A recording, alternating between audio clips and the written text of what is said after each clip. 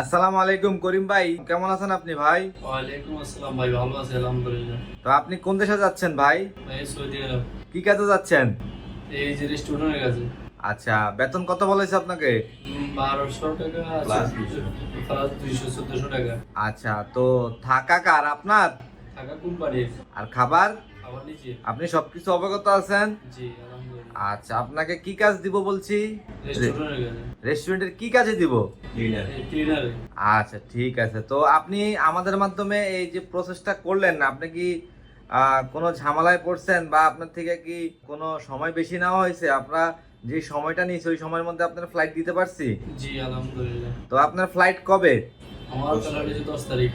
আচ্ছা, 10 তারিখ কখন জানেন তো? এই সকাল 10টা 10-এ। আচ্ছা, ঠিক আছে। তাহলে আপনি হচ্ছে সুন্দরভাবে যান। আপনার জন্য আমাদের আমাদের পক্ষ থেকে অনেক অনেক শুভেচ্ছা ও অভিনন্দন রইলো। আসসালামু আলাইকুম।